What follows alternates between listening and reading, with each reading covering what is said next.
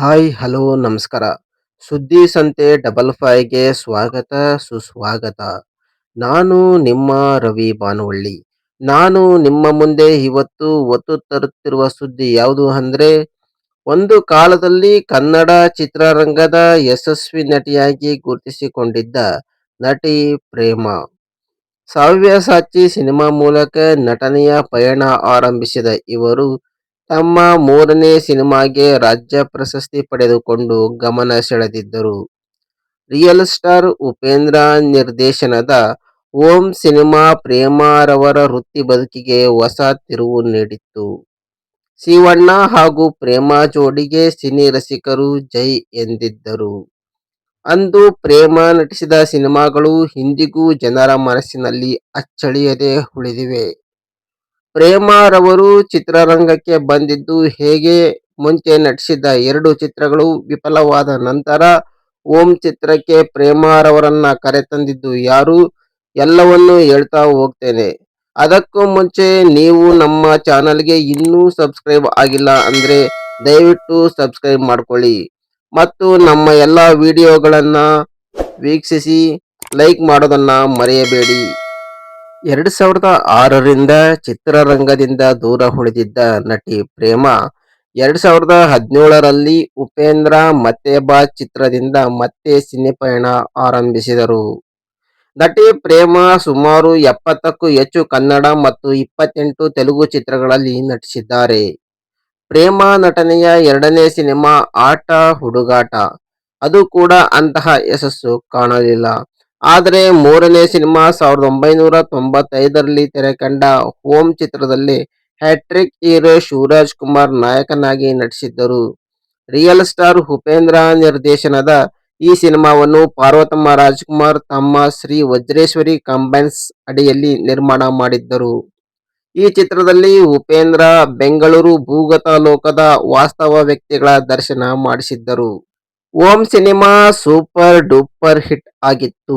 ಈ ಚಿತ್ರ ಹಲವು ಬಾರಿ ಮರು ಬಿಡುಗಡೆಯಾಗಿ ಹಲವು ದಾಖಲೆ ನಿರ್ಮಿಸಿದೆ. ಬೆಂಗಳೂರಿನ ಕಪಾಲಿ ಚಿತ್ರಮಂದಿರ ಒಂದರಲ್ಲಿಯೇ ಸುಮಾರು 30 ಬಾರಿ ತೆರೆಕಂಡಿದೆ. ಈ ಸಿನಿಮಾದ ನಟನೆಗಾಗಿ ನಟಿ ಪ್ರೇಮ ಅವರಿಗೆ ರಾಜ್ಯ ಪ್ರಶಸ್ತಿ ಕೂಡ ಲಭಿಸಿದೆ. ಸುನಿಲ್ ಕುಮಾರ್ ದೇಸಾಯಿ ನಿರ್ದೇಶನದಲ್ಲಿ ಮೂಡಿಬಂದ ನಮ್ಮೂರ ಮಂದಾರ ಹೂವೆ ಚಿತ್ರದಲ್ಲಿ ಶಿವರಾಜ್ ಕುಮಾರ್, ಪ್ರೇಮ, ರಮೇಶ್ ಅರವಿಂದ್ ಮುಖ್ಯ ಪಾತ್ರದಲ್ಲಿ ನಟಿಸಿದ್ದರು. ತ್ರಿಕೋನ ಪ್ರೇಮಕತೆ ಹೊಂದಿದ್ದ ಈ ಚಿತ್ರಕ್ಕೆ ಇಳಿಯರಾಜ ಮಧುರ ಗೀತೆಗಳನ್ನ ಸಂಯೋಜಿಸಿದ್ದರು. ಈ ಚಿತ್ರ ಬಾಕ್ಸ್ ಆಫೀಸ್ನಲ್ಲಿ ಯಶಸ್ವಿಯಾಗಿ ಪ್ರದರ್ಶನ ಕಂಡು ಮುಂದೆ ಅಮೆರಿಕಾದಲ್ಲಿಯೂ ಕೆಲವು ಚಿತ್ರಮಂದಿರಗಳಲ್ಲಿ ಪ್ರದರ್ಶನ ಕಂಡು ಅಚ್ಚರಿ ಮೂಡಿಸಿತ್ತು. ಈ ಸಿನಿಮಾದ ನಟನೆಗಾಗಿ ಪ್ರೇಮ ಅವರಿಗೆ ಉತ್ತಮ ನಟಿ ಪ್ರಶಸ್ತಿ ಕೂಡ ಲಭಿಸಿತ್ತು. 1998ರಲ್ಲಿ ಬಿಡುಗಡೆಯಾದ ತುತ್ತ ಮುತ್ತ ಸಿನಿಮಾವನ್ನು ಕಿಶೋರ್ ಸರ್ಜಾ ನಿರ್ದೇಶನ ಮಾಡಿದ್ದರು. ರಮೇಶ್ ಅರವಿಂದ್ ಮತ್ತು ಪ್ರೇಮ ನಟನೆಯ ಈ ಸಿನಿಮಾ ಕೂಡ ಸೂಪರ್ ಹಿಟ್ ಆಗಿತ್ತು. ಈ ಸಿನಿಮಾಗೆ ಹಂಸಲೇಖ ಸಂಗೀತ ಸಂಯೋಜನೆ ಮಾಡಿದ್ದು, ಚಿತ್ರದ ಹಾಡುಗಳು ಸಖತ್ ಹಿಟ್ ಆಗಿದ್ದವು. 1999ರಲ್ಲಿ ಬಿಡುಗಡೆಯಾದ ಸೀತಾರಾಮ್ ಕಾರಂತ್ ನಿರ್ದೇಶನದ ಚಂದ್ರಮುಖಿ ಪ್ರಾಣಸಖಿ ಸಿನಿಮಾ ಕೂಡ ಪ್ರೇಮ ಸಿನಿ ಜೀವನದ ಪ್ರಮುಖ ಸಿನಿಮಾಗಳಲ್ಲೊಂದು. ಈ ಚಿತ್ರದಲ್ಲಿ ಪ್ರೇಮ, ರಮೇಶ್ ಅರವಿಂದ್ ಮತ್ತು ಭಾವನಾ ಪ್ರಮುಖ ಪಾತ್ರದಲ್ಲಿ ನಟಿಸಿದ್ದಾರೆ. ಇದು ರಮೇಶ್ ಅರವಿಂದ್ ಅವರ ವೃತ್ತಿ ಜೀವನದ ಅತ್ಯುತ್ತಮ ಸಿನಿಮಾಗಳಲ್ಲಿ ಒಂದಾಗಿದೆ. ಚಂದ್ರಮುಖಿ ಪ್ರಾಣಸಖಿ ಚಿತ್ರಕ್ಕೆ ಕೆ. ಕಲ್ಯಾಣ್ ಸಂಗೀತ ನಿರ್ದೇಶನ ಮಾಡಿದ್ದು, ಪ್ರತಿಯೊಂದು ಹಾಡುಗಳು ಕೂಡ ಹಿಟ್ ಆಗಿದ್ದವು. ಜೊತೆಗೆ ಈ ಸಿನಿಮಾದ ಹಾಡಿಗಾಗಿ ಅವರಿಗೆ ಅತ್ಯುತ್ತಮ ಸಂಗೀತ ನಿರ್ದೇಶಕ ಪ್ರಶಸ್ತಿಯೂ ಲಭಿಸಿದೆ. ಗಲ್ಲಾಪೆಟ್ಟಿಗೆಯಲ್ಲೂ ಈ ಸಿನಿಮಾ ಉತ್ತಮ ಗಳಿಕೆ ಕಂಡಿತ್ತು. ಎಸ್. ಮಹೇಂದರ್ ನಿರ್ದೇಶನದ ಚಂದ್ರೋದಯ ಸಿನಿಮಾದಲ್ಲಿ ಶಿವರಾಜ್ ಕುಮಾರ್, ರಮೇಶ್ ಅರವಿಂದ್, ಪ್ರೇಮ ಮತ್ತು ಭಾವನಾ ಮುಖ್ಯ ಪಾತ್ರಗಳಲ್ಲಿ ನಟಿಸಿದ್ದರು.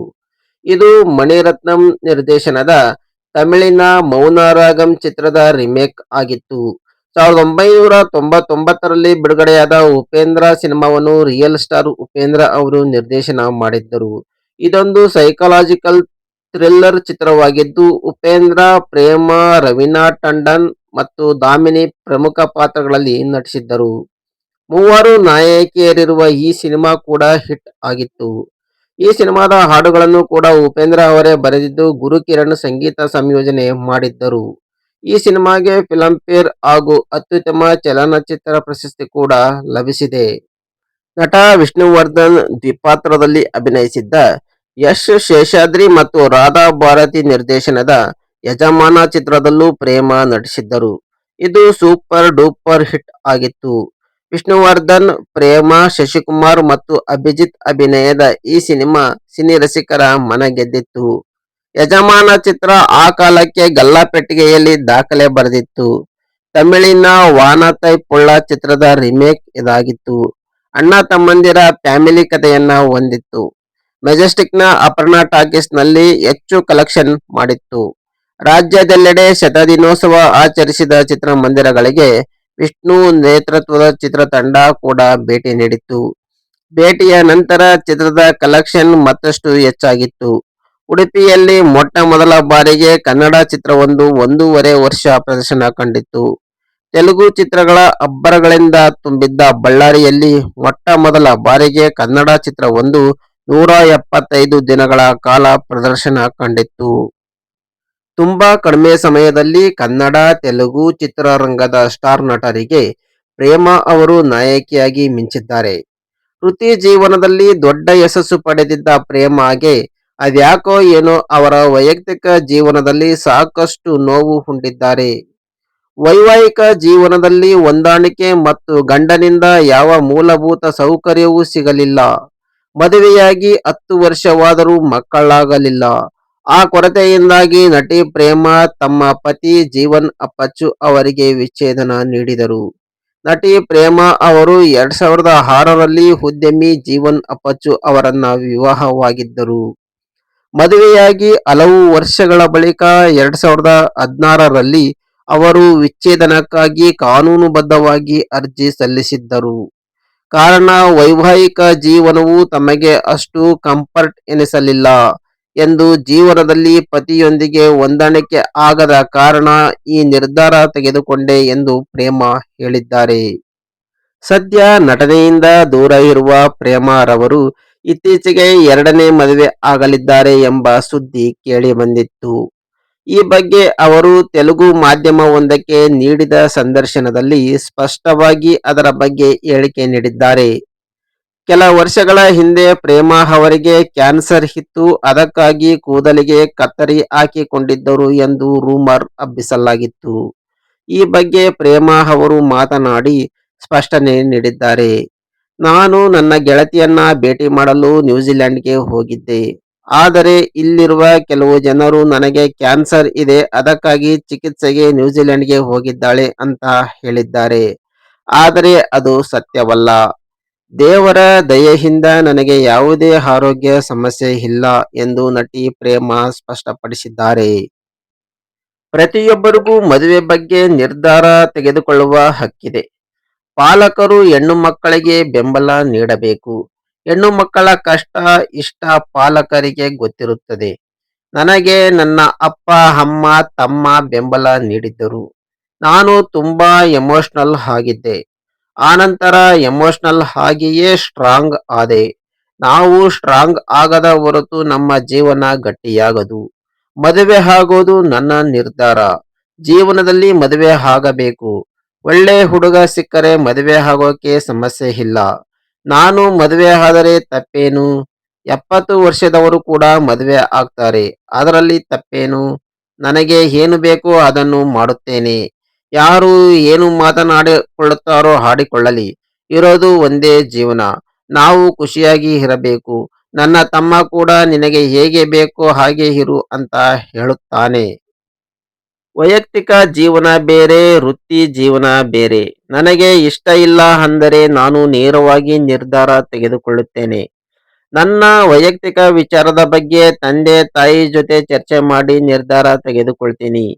ಅನೇಕರು ಜೀವನದಲ್ಲಿ ಸಮಸ್ಯೆ ಬಂತು ಎಂದು ಆತ್ಮಹತ್ಯೆ ಮಾಡಿಕೊಳ್ತಾರೆ. ಆದರೆ ಅವರಿಗೆಲ್ಲ ಸವಾಲನ್ನ ಎದುರಿಸಬೇಕು ಎಂದು ಹೇಳ್ತೀನಿ. ಮದುವೆಯೇ ಜೀವನ ಅಲ್ಲ. ನಿಮಗೂ ಬೇರೆ ಬದುಕಿದೆ. ವಿಶ್ವ ದೊಡ್ಡದಿದೆ. ಸಮಸ್ಯೆ ಇದ್ದರೆ ಕೆಲಸದ ಕಡೆ ಗಮನ ಕೊಡಿ, ಇಲ್ಲವೇ ನಿಮ್ಮ ಗಮನವನ್ನು ಬೇರೆ ಕಡೆ ನೀಡಿ ಎಂದು ಕಿವಿ ಮಾತು ಹೇಳಿದ್ದಾರೆ ನಟಿ ಪ್ರೇಮಾ. ತೆಲುಗು ಸಿನಿಮಾದಲ್ಲಿ ನಟಿಸುವಾಗ ಸೌಂದರ್ಯ ಅವರು ನನ್ನ ಆತ್ಮೀಯ ಗೆಳತಿಯಾಗಿದ್ದರು. ಅವರ ಸಾವು ನನಗೆ ತುಂಬಾ ಆಘಾತ ನೀಡಿತ್ತು. ಡಾಕ್ಟರ್ ವಿಷ್ಣುವರ್ಧನ್ ಮತ್ತು ಡಾಕ್ಟರ್ ಶಿವರಾಜ್ ಕುಮಾರ್ ಇಬ್ಬರೂ ನನ್ನಿಷ್ಟದ ನಟರು. ಅವರಿಂದ ಸಾಕಷ್ಟು ವಿಷಯಗಳನ್ನು ಕಲಿತಿದ್ದೇನೆ ಎನ್ನುತ್ತಾರೆ ನಟಿ ಪ್ರೇಮ. ಇದು ಪ್ರೇಮ ಅವರ ನೈಜ ಕಥೆಯಾಗಿತ್ತು. ಮತ್ತೆ ಮುಂದಿನ ಸುದ್ದಿಯೊಂದಿಗೆ ಭೇಟಿಯಾಗೋಣ. ನಮಸ್ಕಾರ.